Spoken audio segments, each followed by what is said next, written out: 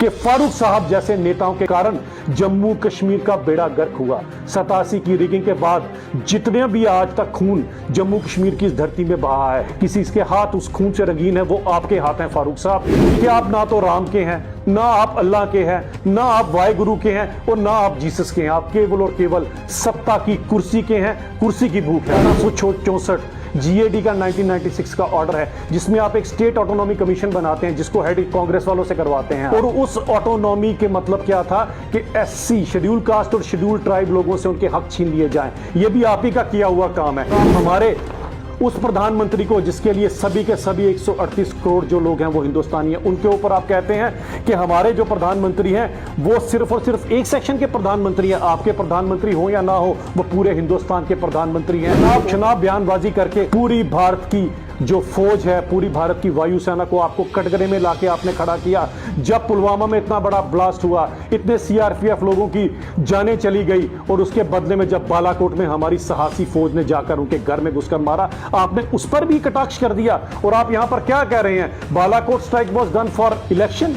हम इलेक्शन के पर्पज से काम नहीं करते, वो आप करते हैं। आपने जो है इलेक्शंस की रुगिंग की थी 87 में, अगर आपको याद हो, जब एमयूएफ जैसी जीती हुई पार्टी को आप ही ने हराया था। और उसके बाद आपने किस तरह से षड्यंत्र उस समय की कांग्रेस के सरकार के साथ मिलकर, जब बूटा सिंह होम मिनिस्टर हुआ करते थे, यहां पर अपनी सरकार बनाई। और उन लोगों ने जिनका जमहूरियत में विश्वास था, वो विश्वास उठ गया। इस तरह की डेमोक्रेसी आपने यहां पर लोगों को दी है। यहां पर आप लोगों को कहते हैं पंचायत की इलेक्शनों के लिए तैयार हो जाइए, उसके बाद आप ही पंचायत की इलेक्शनों को बायकॉट करते हैं।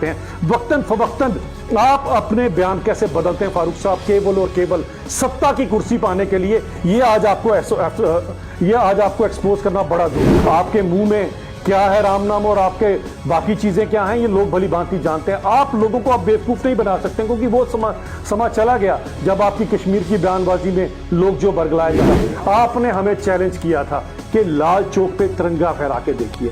आज लाल चौक तो छोड़िए, आज पूरे हिंदुस्तान में हर घर में तिरंगा है। अब फारूक साहब देखिए, फारूक्स बैट्स फॉर इंटरनल ऑटोनॉमी। कौन सी ऑटोनॉमी, किस ऑटोनॉमी की बात करते हैं? आपको मैं आप ही का एक आपको बताता हूं, ये भी ट्रिब्यून की न्यूज है कि यार you are batting for internal autonomy. अब आपकी ऑटोनॉमी का भी एक्सपोज करता हूं। 1164 जीएडी का 1996 का ऑर्डर है जिसमें आप एक स्टेट ऑटोनॉमी कमीशन बनाते हैं जिसको हेड कांग्रेस वालों से करवाते हैं आप।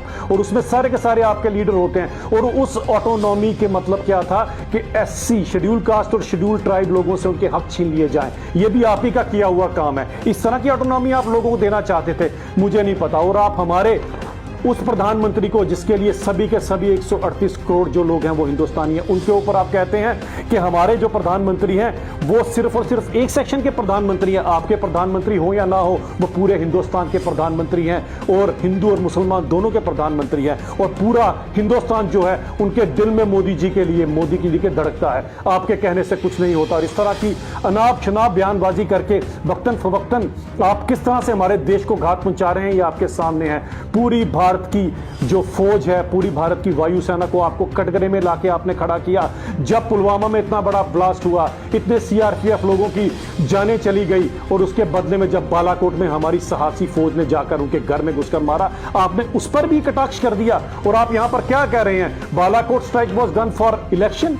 हम इलेक्शन के पर्पज से काम नहीं करते, वो आप करते हैं। तभी तो आपने जो है इलेक्शंस की रुगिंग की थी 87 में, अगर आपको याद हो, जब एमयूएफ जैसी जीती हुई पार्टी को आप ही ने हराया था। और उसके बाद आपने किस तरह से षड्यंत्र उस समय की कांग्रेस के सरकार के साथ मिलकर, जब बूटा सिंह होम मिनिस्टर हुआ करते थे, यहां पर अपनी सरकार बनाई। और उन लोगों ने जिनका जमहूरियत में विश्वास था, वो विश्वास उठ गया। इस तरह की डेमोक्रेसी आपने यहां पर लोगों को दी है। आप जो जन्मदाता हैं कश्मीर की प्रॉब्लम की, आज आप हम लोगों को बताएंगे कि आप कितने बड़े देशभक्त हैं, किस तरह से आप हिंदुस्तान का भला चाहते हैं। और मैं आपको एक और बात बताता हूं, आपके दोहरे मापदंड की नीति देखिए, ये भी एक न्यूज़पेपर की कटिंग है। यहां पर आप लोगों को कहते हैं पंचायत की इलेक्शनों के लिए तैयार हो जाइए, उसके बाद आप ही पंचायत की इलेक्शनों को बायकॉट करते हैं। वक्तन फवक्तन आप अपने बयान कैसे बदलते हैं फारूक साहब, केवल और केवल सत्ता की कुर्सी पाने के लिए। ये आज आपको एक्सपोज करना बड़ा जरूरी था। आपने हमें चैलेंज किया था कि लाल चौक पे तिरंगा फहरा के देखिए। आज लाल चौक तो छोड़िए,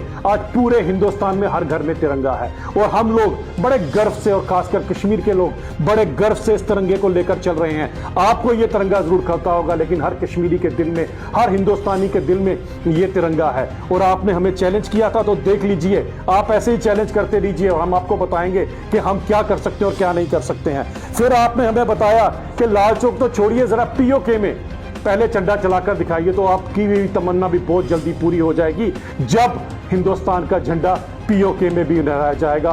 और पीओजे भी है, वो हिंदुस्तान का एक अटूट अंग बनेगा और आपके जीते जीते ही बनेगा। फारूक साहब, आपने जो कुछ भी कहा वो हमने कर कर दिखाया, लेकिन आज आपको एक एक न्यूज़पेपर से 2016 से लेकर 2022 तक की पूरी रिसर्च में आज आपको एक्सपोज करके मैं बताना चाहता हूं कि फारूक साहब जैसे नेताओं के कारण जम्मू कश्मीर का बेड़ा गर्क हुआ। 87 की रिगिंग के बाद जितने भी आज तक खून जम्मू कश्मीर की इस धरती में बहा है, उसमें अगर किसी के हाथ उस खून से बहे हुए लिप्त हैं, किसी के हाथ उस खून से रंगीन है, वो आपके हाथ हैं फारूक साहब। इतनी मौतों का आप पता नहीं अल्लाह को कैसे इसकी जवाबदेही देंगे, ये तो फारूक साहब आपको ही देखना पड़ेगा। और जब अल्लाह मियाँ अपनी अदालत में आपसे पूछेगा कि इन सब मासूमों का क्या कसूर था, उन कश्मीरी पंडितों का क्या कसूर था, उन मुसलमानों का क्या कसूर था, उस भारत के सैनिक का क्या कसूर था, जिसकी जान केवल और केवल आपकी इस दोहरी मापदंड की राजनीति से गई है, तब आपके पास जवाब नहीं होगा।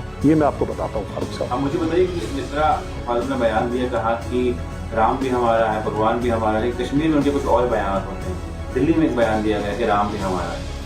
राम तो पूरे विश्व का है, पूरी दुनिया का है, लेकिन आपका राम पता नहीं कौन सा राम है, और किस तरह से आप राम भगवान को भी अपने सियासी फायदे के लिए यूज करते हैं, भलीभांति जानते हैं। कश्मीर में आप कुछ और बताते हैं लोगों को, वहां पर आप लोगों को बताते हैं कि मुसलमान खतरे में आ गया, इस्लाम खतरे में आ गया, और जब यहां पर पहुंचते हैं तो राम के भगत भजन गाना शुरू हो जाते हैं। आपके मुंह में क्या है राम नाम और आपके बाकी चीजें क्या हैं, ये लोग भली भांति जानते हैं। आप लोगों को आप बेवकूफ नहीं बना सकते, क्योंकि वो समा चला गया जब आपकी कश्मीर की बयानबाजी में लोग जो बरगलाए जाते थे। अब तो लोगों को आपकी असलियत पता लगी, और बचा कुचा तो मैंने आपका with newspaper, with cutting, Daily Excelsior, Tribune, Hindustan Times, हर जगह पर जो आज तक आपने 2016 से बयान दिए हैं, वो मैंने एक एक चीज बता दी कि आप ना तो राम के हैं, ना आप अल्लाह के हैं, ना आप वाहिगुरु के हैं, और ना आप जीसस के हैं। आप केवल और केवल सत्ता की कुर्सी के हैं, कुर्सी की भूख है आपको।